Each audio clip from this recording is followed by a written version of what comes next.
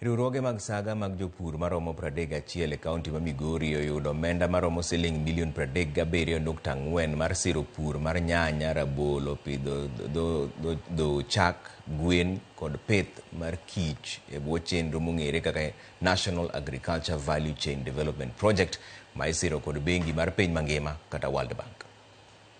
E chenro ni ma isiro kod bengi mar piny mangima ka oteli kod piny owacho ma kaunti ma Migori mageto riwruogo mag saga mag jopur 31 e kaunti ma Migori. Bengi mar piny mangima ka okalo kuom chenro no motis kaka National Agricultural Value Chain Development Project kata NAFCDP chiwo omenda e kind gana 700 kaachiel kod milion 1 riwruogo mag saga e kaunti ma Migori. Chenro ni geto jopur mag nyanya, mag rabolo, jopith mar kich, pith mag gweno kaachiel kod dhok chak.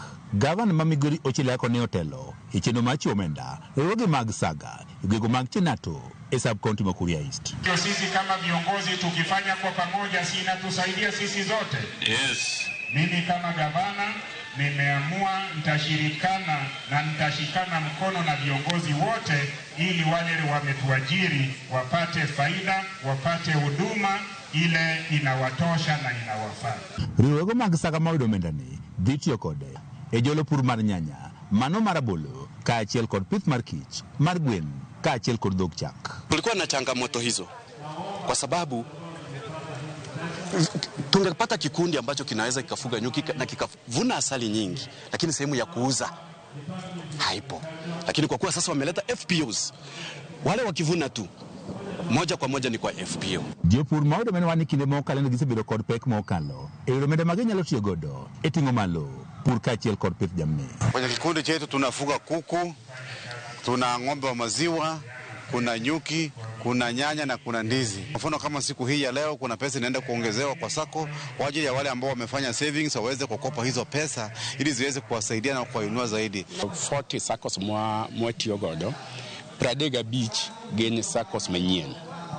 To SACCOs 5 kende ema nwayudo ka nitiere.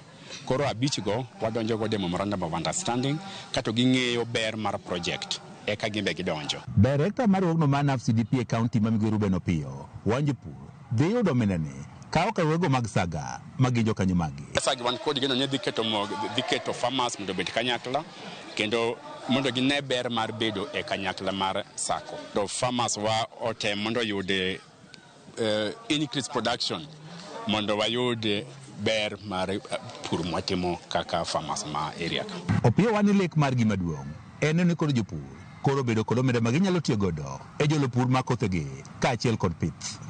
Ok en ni jopur ok ti maber, to en samoro jopur tiyo matek, to samoro gik ma gitiyo godo mamiyo gi mondo